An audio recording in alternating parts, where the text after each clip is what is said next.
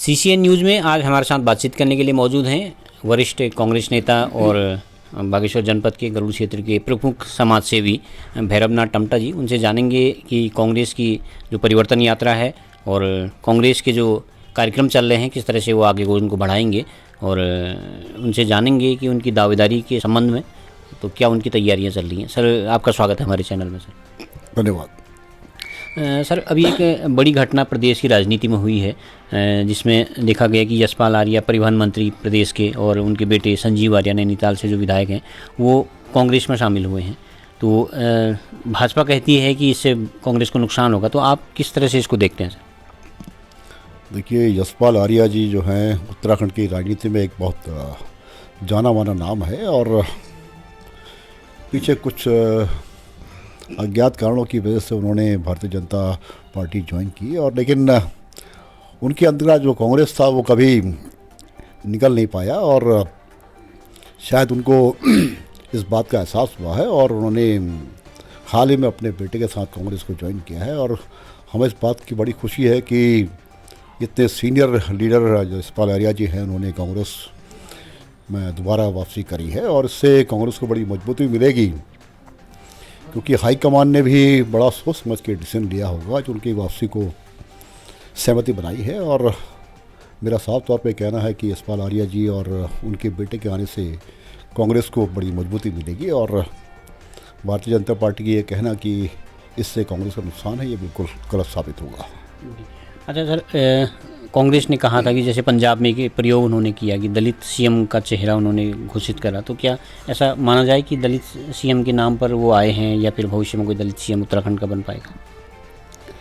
देखिए, पंजाब की और उत्तराखंड की जो पृष्ठभूमि है वो अलग है, और पंजाब में करीब 34% जो है वो दलित वोटर्स हैं, और जिसके मुकाबले उत्तराखंड में जो है 21 से लेकर 22% हैं।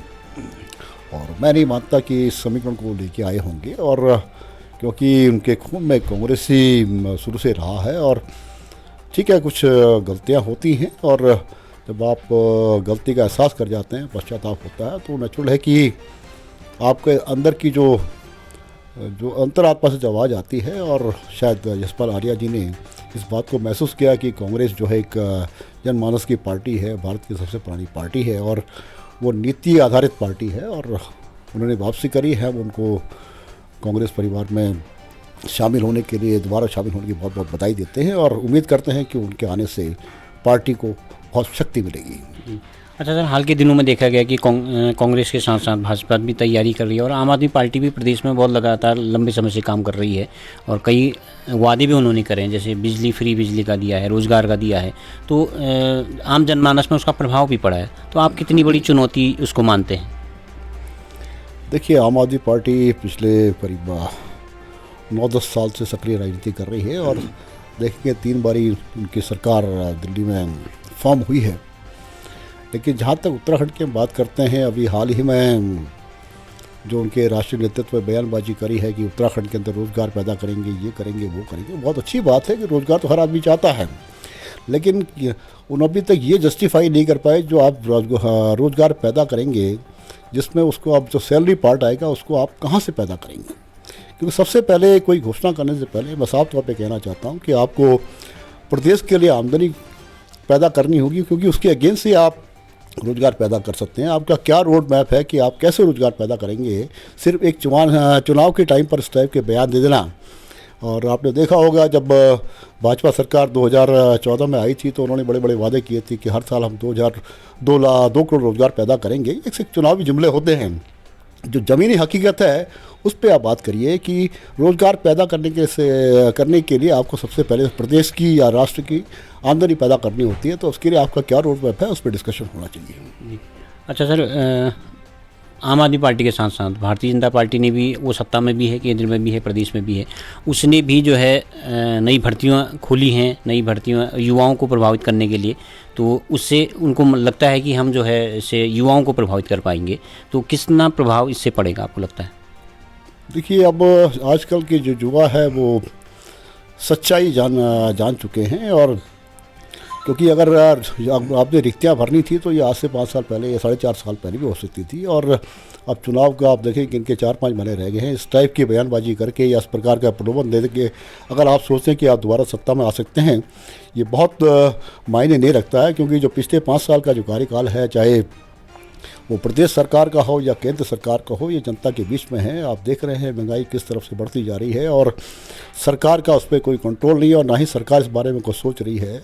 आए दिन प्राइस राइज होते जा रहे हैं, बेरोजगारी बढ़ती जा रही है। और जिस मुद्दों को लेकर भारतीय जनता पार्टी सरकार केंद्र में आई थी या प्रदेश में आई थी, वहाँ पर वो हर मोर्चे पे नाकाम रही है। और जनता के बीच में भारतीय जनता पार्टी सरकार के प्रति भारी रोष है। और उन्होंने 2022 में आने वाले विधानसभा चुनाव में जनता ने मन बना लिया है कि किसी भी हालत पर वो भारतीय जनता पार्टी को दोबारा सत्ता में काबिज नहीं होने देने चाहते।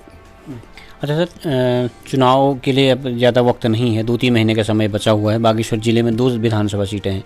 कपकोट में माना जा रहा है कि हल्के सूत्रों से भी बात ये आई थी, ललित फरसौण वहाँ से हो सकते हैं, लेकिन बागेश्वर में दावेदारी इतनी ज़्यादा हो गई है, खींचतान इतनी ज़्यादा है कि यहाँ पर कोई डिक्लेयर नहीं हो पा रहा है। तो आपको नहीं लगता ये थोड़ा कांग्रेस के खिलाफ जाएगा? देखिए, हाईकमान का जो डिसीजन है कि शायद 15 नवंबर तक बागेश्वर विधानसभा का या जितने भी विधानसभा में अभी तक उम्मीदवार फाइनल नहीं हुए उनका नाम डिक्लेयर हो जाएगा। और 2-2.5 महीने का समय काफ़ी होता है। और मैं देख रहा हूँ कि इस समय बागेश्वर में जितने भी दावेदारी जिन लोगों ने पेश करी है, वो सब लोग पार्टी के लिए काम कर रहे हैं। और मेरा साफ तौर पे कहना है कि सबसे पहले जो है आपने पार्टी को मजबूत करना है। और पार्टी हाईकमान जिसको भी टिकट देता है, नेचुरल है कि अगर आपका पार्टी बेस मजबूत होता है, आपका वोटर बैंक मजबूत होता है, तो उम्मीदवार के लिए बड़ा आसान हो जाता है चुनाव को जीतना। और जहाँ तक मेरा मानना है, बागेश्वर विधानसभा से इसमें जितने भी उम्मीदवार हैं वो सब लोग जो है पार्टी के फेवर में काम कर रहे हैं। और हाईकमान जिसको भी टिकट देगा, सब लोग मिलजुल के उसके लिए काम करेंगे। तो आपने भी जब आपने दावेदारी करी थी पार्टी में जब आए थे, तो आपकी दावेदारी क्या अभी बरकरार है? देखिए, ये आम पब्लिक की डिमांड है कि वो चाहते हैं कि हमारे परिवार से या कोई इस क्षेत्र को रिप्रेजेंट करे। तो और उनकी मांग को देखते हुए उनकी ओर से जब हमें एक संकेत मिला कि वो लोग हमें उम्मीदवार के तौर पे देखना चाहते हैं आने वाले विधानसभा चुनाव में, तो हमने भी अपना मन बनाया है। और मैं भी एक कार्यकर्ता के नाते पार्टी के लिए काम कर रहा हूँ। और आप देखेंगे पिछले 2-2.5 महीने से जो भी सदस्य अभियान चल रहा है उसमें सक्रिय रूप से मैं काम कर रहा हूँ। क्योंकि मेरा जो उद्देश्य है सबसे पहले पार्टी को मजबूत करना है। और पार्टी मजबूत होगी तो भी उम्मीदवार भी अपने आप में मजबूत हो पाएगा और वो सीट निकाल पाएगा। जी, अच्छा, एक आखिरी सवाल आपसे सर कि जब आप चुनाव में जाएंगे, आप अगर प्रत्याशी हो गए या फिर कांग्रेस जब चुनाव में जाएगी, तो क्या प्रमुख मुद्दे रहेंगे जिससे आप जनता को प्रभावित कर पाएंगे या जनता में विश्वास पैदा कर पाएंगे?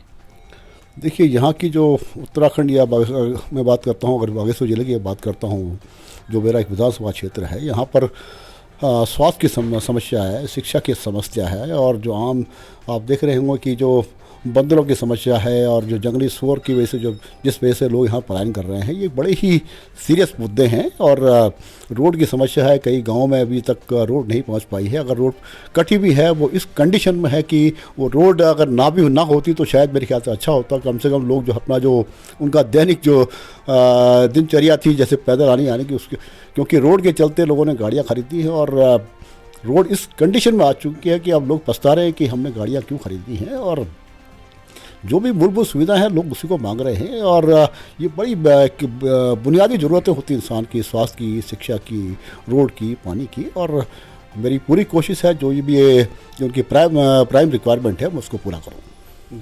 धन्यवाद सर, हमसे बातचीत करने के लिए आपने समय निकाला, इसके लिए बहुत बहुत धन्यवाद। Thank you. तो आप थे हमारे साथ कांग्रेस के वरिष्ठ नेता और बागेश्वर के प्रख्यात समाज सेवी भैरवनाथ टमटा जी, जिन्होंने स्पष्ट बताया कि विधानसभा चुनाव के लिए कांग्रेस पूरी तरीके से तैयार है और आम आदमी पार्टी और भारतीय जनता पार्टी वो खास चुनौती पेश करते हुए नहीं मानते हैं। उनका मानना है कि जनता सब समझ चुकी है और आने वाले वक्त में कांग्रेस को मौका देगी और कांग्रेस की सत्ता में वापसी कराएगी। CCN न्यूज़ के लिए मैं सुरेश पांडे।